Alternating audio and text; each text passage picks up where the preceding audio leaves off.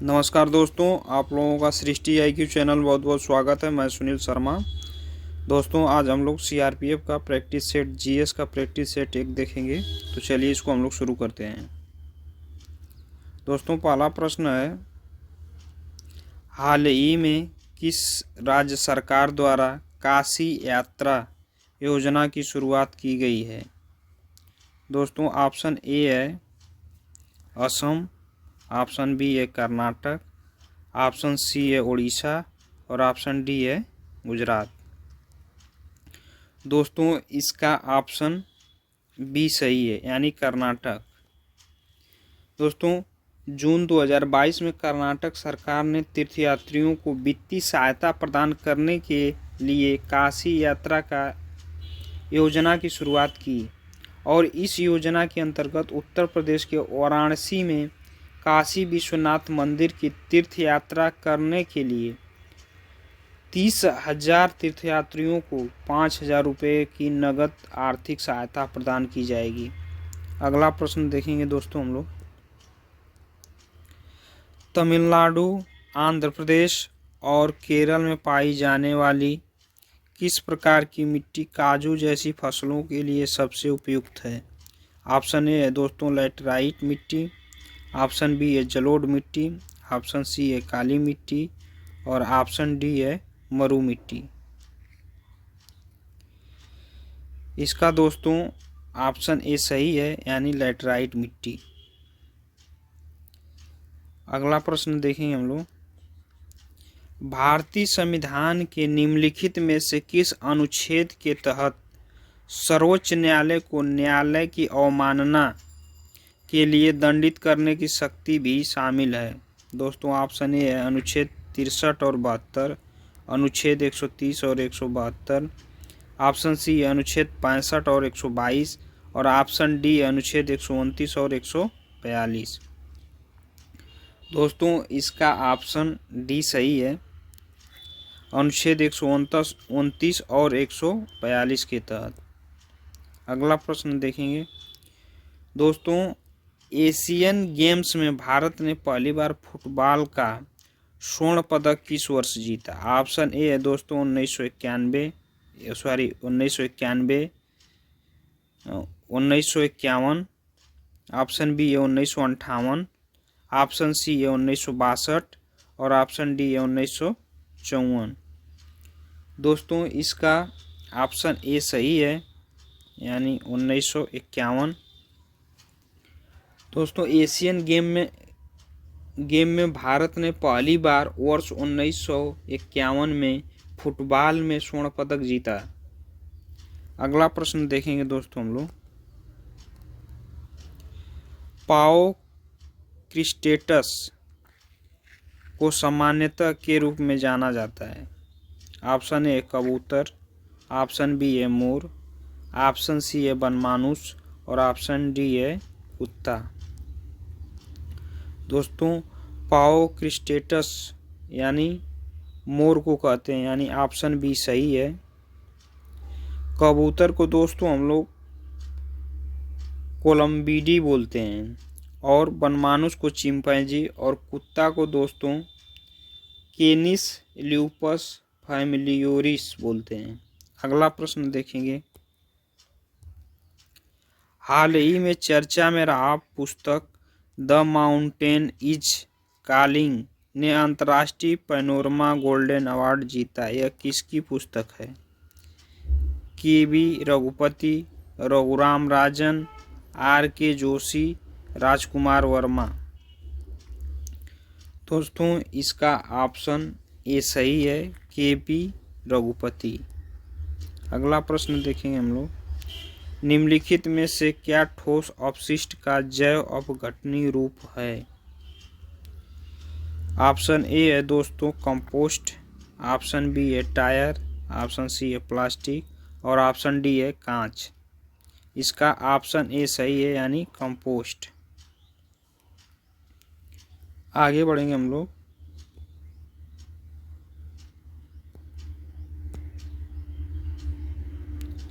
प्रश्न है दोस्तों, नालंदा और विक्रमशिला विश्वविद्यालयों के संस्थापक निम्नलिखित में से कौन थे?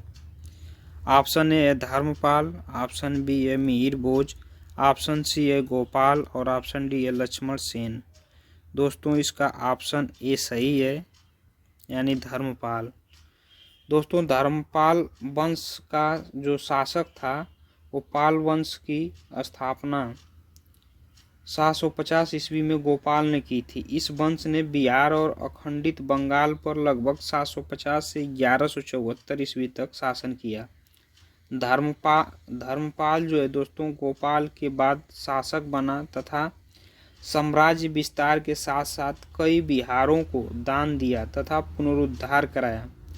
उसने प्रसिद्ध विक्रमशिला विश्वविद्यालय की स्थापना भागलपुर यानी बिहार में किया और नालंदा विश्वविद्यालय का पुनरुद्धार कराया और व्यय के लिए 200 गांवों को दान में दिया। अगला प्रश्न देखेंगे हम लोग। मई 2022 के दौरान लोकपाल अध्यक्ष के रूप में किसे नियुक्त किया गया था? ऑप्शन है दोस्तों न्यायमूर्ति प्रदीप कुमार मोहंती, न्यायमूर्ति DK धर, न्यायमूर्ति राजेश बंसल और न्यायमूर्ति हेमा कोहली। तो दोस्तों इसका उत्तर है ऑप्शन ए न्यायमूर्ति प्रदीप कुमार मोहंती।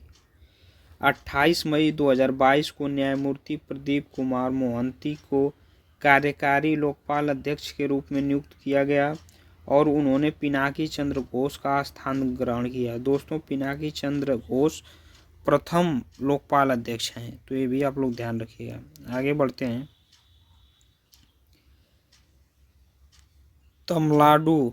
तमलाडू या तमलाडू जनजाति द्वारा मनाए जाने वाला त्यौहार है। ऑप्शन ए है दोस्तों Tutsa, option B Mishmi, option C Khamti और ऑप्शन डी वाचो। तो दोस्तों ये ऑप्शन बी सही है, मिसमी। दोस्तों मिसमी जनजाति द्वारा तमलाडू या तमलाडू त्यौहार मनाया जाता है और इस जनजाति का संकेंद्रण मुख्यतः अरुणाचल प्रदेश में है। आगे बढ़ते हैं हम लोग। संयुक्त राष्ट्र के खाद्य और कृषि संगठन FAO ने वर्ष में कुटनाड की समुद्र तल से नीचे की कृषि प्रणाली को वैश्विक रूप से महत्वपूर्ण कृषि विरासत प्रणाली घोषित किया। किस सन में हुआ है दोस्तों? तो 2011 में, 2013 में, 2014 में और 2012 में। तो दोस्तों इसका जो है कि ऑप्शन बी सही है, यानी 2013 में। अगला प्रश्न देखेंगे हम लोग। द एम्पर्स न्यू क्लॉथ्स द्वारा लिखी गई एक बाल कथा है। ऑप्शन ए है दोस्तों Enid Blyton, Roald Dahl, Oscar Wilde या हैंस क्रिश्चियन एंडरसन। तो दोस्तों इसका ऑप्शन डी सही है।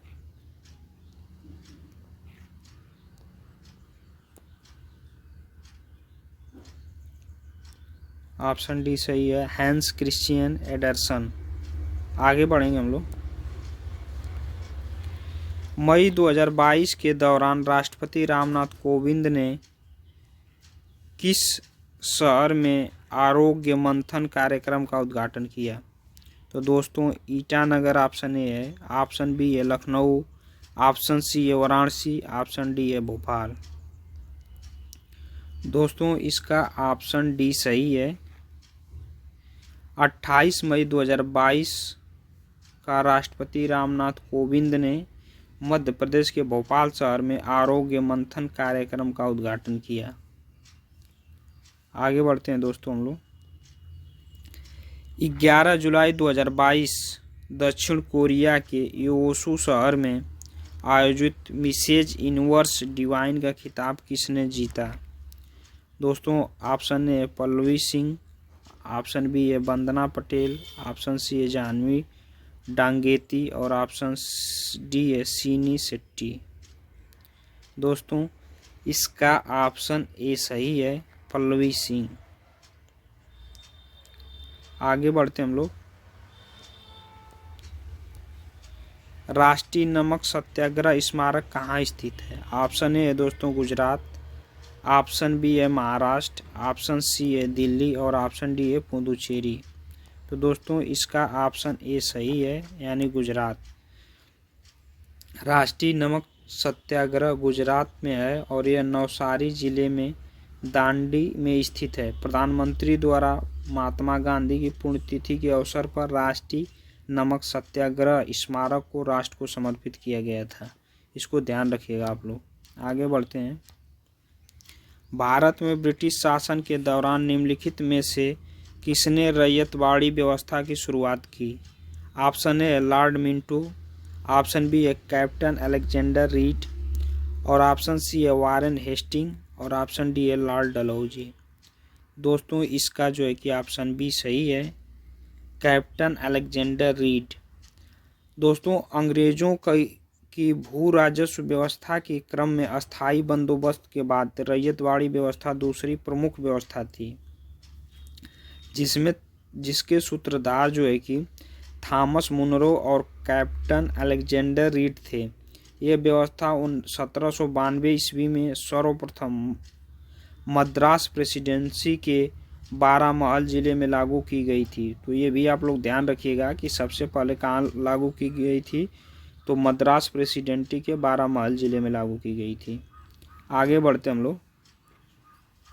अगला प्रश्न है दोस्तों, भारतीय संविधान में द्विसदनीय प्रणाली किस देश से ली गई है?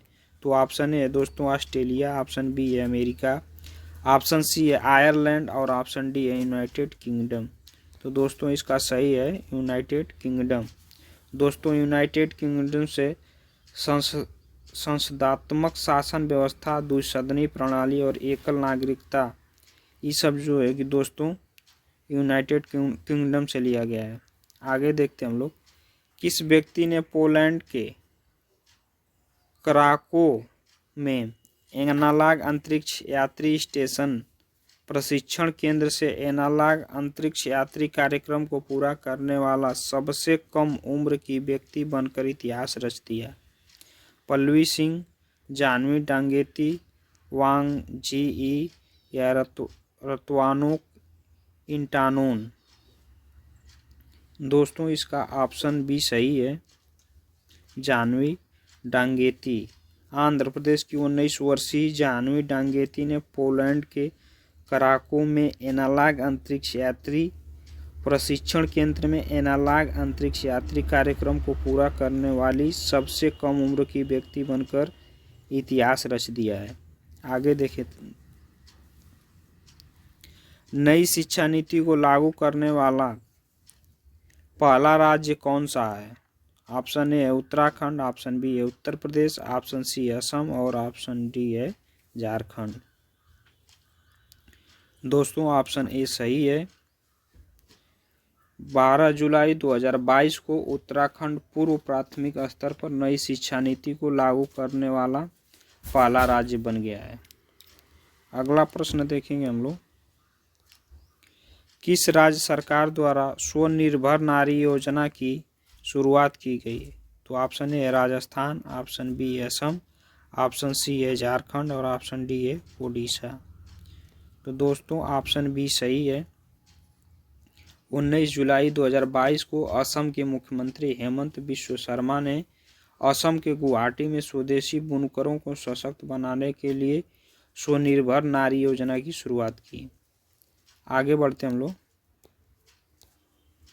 अंतर्राष्ट्रीय हॉकी टीम के कप्तान बनने वाले पहले गोलकीपर निम्न में से कौन थे? तो Shankar Lakshman, Richard J Elon, option C Virendra लकड़ा और ऑप्शन डी बिया श्रीजेश।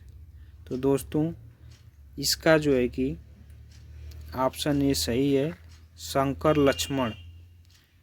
अंतर्राष्ट्रीय हॉकी टीम के कप्तान बनने वाले पहले गोलकीपर दिग्गज खिलाड़ी शंकर लक्ष्मण को खेलों में उनके योगदान के लिए भारत ने उन्हें अर्जुन अवार्ड और पद्मश्री पुरस्कार से सम्मानित किया। आगे बढ़ते हैं। कलकत्ता यानी कोलकाता में भारतीय संग्रहालय की स्थापना निम्न में से किस वर्ष की गई? तो 1845, 1798, 1814 और 1886। दोस्तों इसका ऑप्शन सी सही है, 1814। सिटी ऑफ जॉय के नाम से प्रसिद्ध कोलकाता संग्रहालय की स्थापना 1814 ईस्वी में हुई थी। यह दुनिया का 9वां सबसे पुराना संग्रहालय है। आगे बढ़ते हैं दोस्तों। अपने महानिर्वाण से पहले बुद्ध ने अंतिम उपदेश कहाँ दिया था? तो ऑप्शन ए है वैशाली, ऑप्शन बी है लुम्बिनी, ऑप्शन सी है कुशीनगर, ऑप्शन डी है सारनाथ। तो दोस्तों इसका ऑप्शन ए सही है। महानिर्वाण से पहले बुद्ध ने अंतिम उपदेश वैशाली में दिया था।